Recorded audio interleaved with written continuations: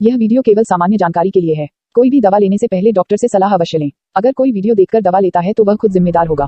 धन्यवाद। तो हेलो दोस्तों, आज हम बात करने वाले हैं नोज़िया एंड वोमिटिंग के ट्रीटमेंट के बारे में। ठीक है, ये समस्या हमेशा अपनी लाइफ में किसी न सबके साथ होती है कि कभी ना कभी हमको वोमिटिंग ज़रूर आती है। ठीक है, लेकिन जो ये वोमिटिंग होती है अपने लिए ये मतलब कि अपने को अपसेट भी कर देती है, लेकिन कभी कभी हमारे लिए बहुत ही ज़्यादा फ़ायदेमंद भी साबित होती है। ठीक है, तो ये जो नोज़िया और वोमिटिंग जो होती है इसके जो ट्रीटमेंट की जो अपन बात करेंगे, तो अपन इसके ट्रीटमेंट की बात करेंगे। जैसा इसका कारण होगा ना, जिस कारण से वोमिटिंग हो रही है उस तरीके से अपन इसका इलाज करेंगे। जैसी कंडीशन, अगर प्रेगनेंसी में है तो उस वजह से, अगर नॉर्मल केस है तो उस वजह से, तो इन सब को अपन जो जैसा उसका कोज है वैसे उसका ट्रीटमेंट करने की देखते हैं। ठीक है, तो सबसे पहले अपन देखते हैं कि जो नोज़िया और वोमिटिंग होती है वो होती है अपना जो दिमाग के अंदर जो CTZ सेंटर होता है ना, कीमो रिसेप्टर ट्रिगर जोन। ठीक है, अगर ये ट्रिगर्ड हो जाता है जैसे डोपामाइन सेरोटोनिन की वजह से, तो अपने को नोज़िया और वोमिटिंग होती है। तो इस पे काम करने वाले ड्रग्स को अपने को यूज़ करना है। तो अपने इसके कोजेज़ और सिम्टम्स को ना देख के सीधे अपन ट्रीटमेंट की बात करते हैं। ठीक है, तो सबसे पहले जैसे अपन मान लेते हैं कोई अपने पास कोई माइल्ड केस आ गया। ठीक है, हल्का फुल्का जो केस आ गया कि हमको वोमिटिंग हो रही है, पता नहीं किस वजह से हो रही है, तो अपन उसको सबसे पहले जो टैबलेट आती है पेरिनोरम, ठीक है, जिसके अंदर आता है मेटोक्लोप्रोपेमाइड। मेटोक्लोप्रोपेमाइड क्या करता है, जो डोपामाइन जो होता है, डोपामाइन को इनिबिट करता है। ठीक है, जो डोपामाइन जो होता है, जो CTZ सेंटर होता है ना, उसको ट्रिगर करता है। CTZ सेंटर जैसे ट्रिगर होता है अपने को वोमिटिंग होती है। ठीक है, अपना स्टमक अपसेट होता है। तो जैसे ही वो इस डोपामाइन को इनिबिट करेगा तो CTZ सेंटर जो होता है वो ट्रिगर नहीं होगा और अपनी वोमिटिंग जो होती है वो रुक जाती है, ख़त्म हो जाती है, बंद हो जाती है। ठीक है, तो जैसे नॉर्मल केस है उसमें अपन टैबलेट दे सकते हैं। जो पेरिनोरम 10 mg की जो टैबलेट आती है उसको अपन सुबह शाम खाना खाने से पहले भी दे सकते हैं और खाना खाने के बाद में भी दे सकते हैं। उसके बाद में जो सेकंड नंबर पे टैबलेट है वो है टैबलेट एमसेट। ठीक है, एमसेट भी वही क्या करती है, ये जो सेरोटोनिन होता है, सेरोटोनिन को ब्लॉक करती है। ठीक है, जो सेरोटोनिन जो जिम्मेदार होता है किसके लिए, नोज़िया और वोमिटिंग के लिए, ये भी स्टमक अपसेट को रोकती है। ठीक है, जो एमसेट 4 mg जो होती है ओंडेनसेट्रोन, ओंडेनसेट्रोन को वोमिटिंग में सबसे ज़्यादा यूज़ किया जाता है। ये प्रेगनेंसी में बिल्कुल सेफ ड्रग मानी जाती है, इसलिए ओंडेनसेट्रोन को जब भी किसी को वोमिटिंग होती है इसको बहुत ज़्यादा यूज़ किया जाता है।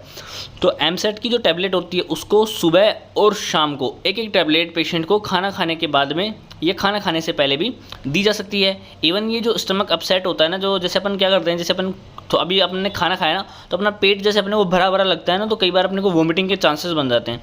तो उस सब चीज़ों को भी ये रोकता है, ये जो कि ये सेरोटोनिन को ब्लॉक करता है। ठीक है, जो कि CTZ सेंटर को ट्रिगर होने से रोकता है।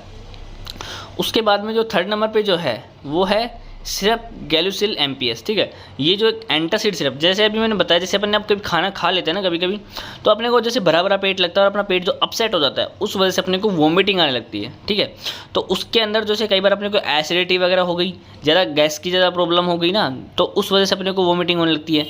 तो उसको रोकने के लिए अपने को एंटासिड सिरप की ज़रूरत पड़ती है। तो यहाँ पे सिरप जो गैलुसिल जो है उसका अपन 10 ml दिन में पेशेंट को 3 बार खाना खाने के बाद में देंगे, जिससे उसका जो स्टमक की जो एसिडिटी वगैरह है वो बिल्कुल ख़त्म रहे, तो जो उसको वोमिटिंग के चांसेस बिल्कुल नहीं बनेंगे। तो ये ट्रीटमेंट अपन उसको माइल्ड केस के लिए दे सकते हैं। उसके बाद में आती है टैबलेट वोमिस्टॉप। वोमिस्टॉप के अंदर आता है डोम्पेडोन, जिसको भी वोमिटिंग के लिए बहुत ज़्यादा यूज़ किया जाता है। ये भी जो डोपामाइन जो होता है ना उसको ब्लॉक करती है। ठीक है, उसके रिलीज़ को ब्लॉक करती है, जो कि CTZ सेंटर को ट्रिगर होने से रोकता है। सबको पता है कि जो नोज़िया और वोमिटिंग का कारण जो होता है, जो ब्रेन के अंदर जो CTZ सेंटर होता है, कीमो रिसेप्टर ट्रिगर जोन जो होता है ना, वही होता है। ठीक है, तो इन सबको जो इसको ट्रिगर होने से जो ड्रग्स रोकती हैं उनको अपन यूज़ करते हैं। तो इन तीनों टैबलेट्स को अपन पेशेंट को एक साथ दे सकते हैं, एक टैबलेट सुबह और एक टैबलेट शाम को खाना खाने से पहले या खाना खाने के बाद में भी दे सकते हैं। लेकिन जो ये सिरप होती है इसको 10 ml दिन में 3 बार पेशेंट को खाना खाने के बाद में दिया जाता है। तो जैसे ही अगर आपको कोई नॉर्मल केस आता है ना, तो आप वोमिटिंग का उसको आप इस तरीके से हैंडल कर सकते हैं। और आप उसको कई बार ORS भी दे सकते हैं कि जो उसका जो इलेक्ट्रोलाइट इम्बैलेंस हुआ है ना उसको वापस से रिस्टोर करने के लिए अपन उसको ORS पाउडर भी या लिक्विड की फॉर्म में दे सकते हैं, जिससे उसकी जो हल्का फुल्का डिहाइड्रेशन या जो इलेक्ट्रोलाइट इम्बैलेंस हुआ है वो ठीक हो जाएगा। उसके बाद में ठीक है, जो नॉर्मल केस के अंदर आ गए तो, लेकिन अपने को चीज़ों जो ध्यान रखनी है, इफ़ पेशेंट अगर पेशेंट कोई मेट्रोजिल टैबलेट ले रहा है, क्लोरोक्वीन ले रहा है, नसेट्स ठीक है, जो कि पैरासीटामोल वगैरह ये सब जो होती हैं जो कि अपने स्टमक के अंदर एसिडिटी प्रोड्यूस कर सकती हैं। तो अगर ये टैबलेट ले रहे हैं तो उनको अपने को तुरंत बंद करवा देना है, ठीक है, क्योंकि इनसे वोमिटिंग के चांसेस ज़्यादा होते हैं। तो अगर ये टैबलेट्स ले रहे हैं तो उनको बंद करवाना है, फिर उनको ये ट्रीटमेंट देना है फॉर द नॉर्मल केस, ठीक है।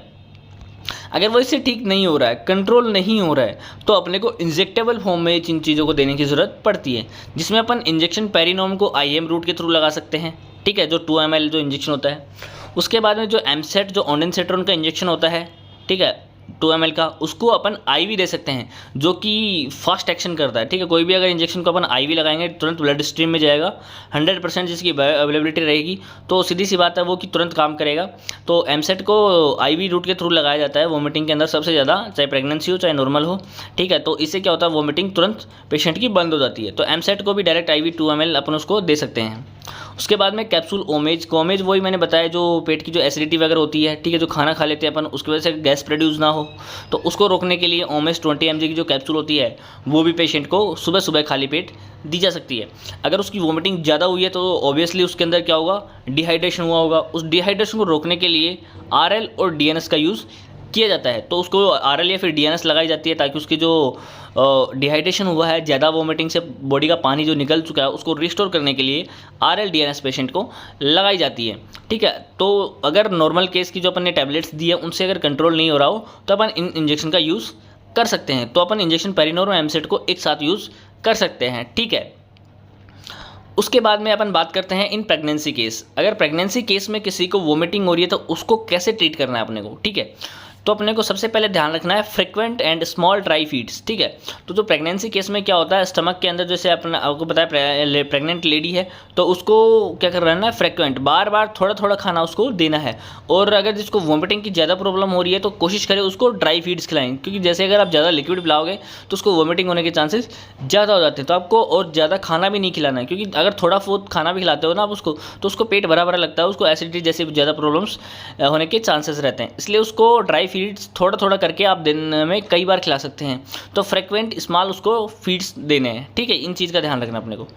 उसके बाद में जो सिरप डाइजीन होती है, ठीक है, उसको अपन यूज़ कर सकते हैं। वही एंटासिड सिरप जो मैंने बताई थी 10 ml अपने को यूज़ करनी है दिन में 3 बार खाना खाने के बाद में, ताकि उसका जो खाना होता है आसानी से पच सके, एसिडिटी वाली प्रॉब्लम अपने को ना आए, ठीक है।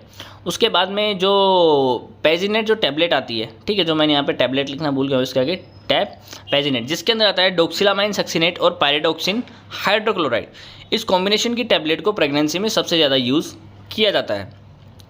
जो ये टैबलेट होती है डोक्सिलामाइन सक्सिनेट पायरिडोक्सिन हाइड्रोक्लोराइड, इसको प्रेगनेंसी में सबसे ज़्यादा जो वोमिटिंग जो होती है, जैसे अपन ने ऑन्डेंसेट्रोन वगैरह इन सब से नहीं रुक रही है, उसके बाद में इन टैबलेट को यूज़ किया जाता है। तो इस टैबलेट से उसकी जो वोमिटिंग होती है वो बिल्कुल ख़त्म हो जाती है। डोक्सिलामाइन सक्सिनेट पायरिडोक्सिन हाइड्रोक्लोराइड, इसको बहुत ज़्यादा यूज़ किया जाता है प्रेगनेंसी में स्पेशली, ठीक है।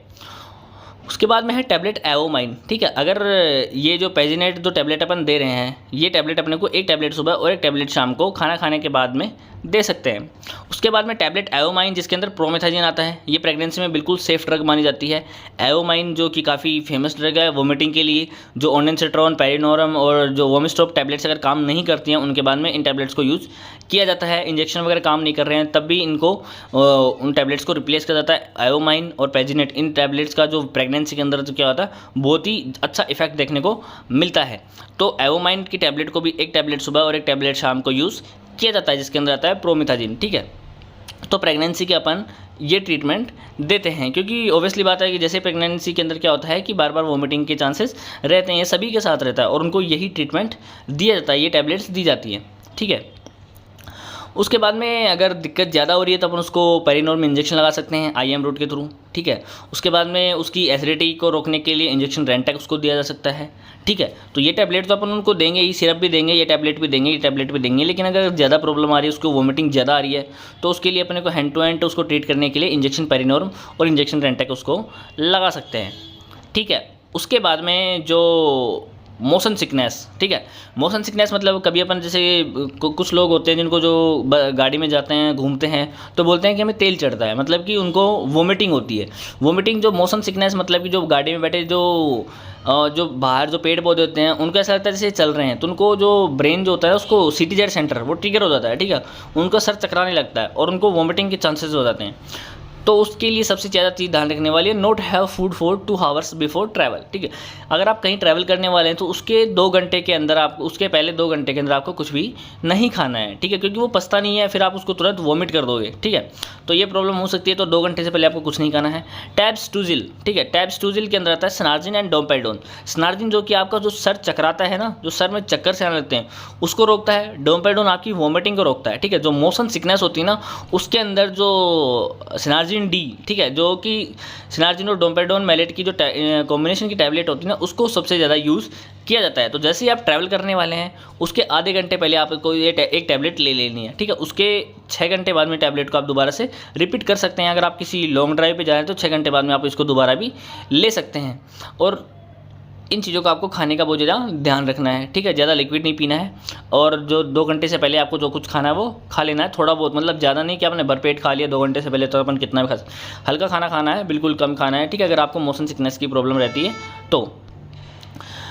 उसके बाद में do not read while travel. ठीक है, ट्रैवलिंग के दौरान आप पढ़े नहीं, उसके ज़्यादा क्या होता है, दिमाग पे प्रेशर ज़्यादा पड़ता है, उससे मोशन सिकनेस के प्रॉब्लम ज़्यादा होते हैं। ठीक है, रिपीट डोज आफ्टर 6 आवर्स, जो मैंने अभी बताया। अगर आप लॉन्ग ड्राइव पे जा रहे हैं, लंबे ट्रैवल पे के लिए अगर आप जा रहे हैं, ठीक है, तो आप उसके केस के अंदर क्या कर सकते हैं, 6 घंटे के बाद में दोबारा उस टैबलेट को लिया जा सकता है, खाना खाने से पहले या बाद में। ठीक है, तो ऐसा आप कर सकते हैं, ये टैबलेट 6 घंटे के बाद में भी ले सकते हैं। तो मोशन सिकनेस के अंदर आपको ये ट्रीटमेंट देना है। ठीक है, तो हमने जो बता दिया कि नॉर्मल केस में आपको पेशेंट को कैसे हैंडल करना है। ठीक है, अगर वो नॉर्मल केस में उसकी वॉमिटिंग नहीं रुकती है तो आप उसको इंजेक्शन दे सकते हैं।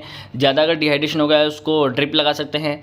प्रेगनेंसी में क्या ट्रीटमेंट देना है वो हमने बता दिया है, और मोशन सिकनेस में उसको क्या ट्रीटमेंट देना है ये भी हमने आपको बता दिया है। तो आशा करता हूँ कि आपको जो ट्रीटमेंट जो बताया है वो अच्छे से समझ में आया होगा। अगर आपकी कोई क्वेरी है तो आप हमें कमेंट बॉक्स में लिख के कोई भी क्वेश्चन हमसे पूछ सकते हैं।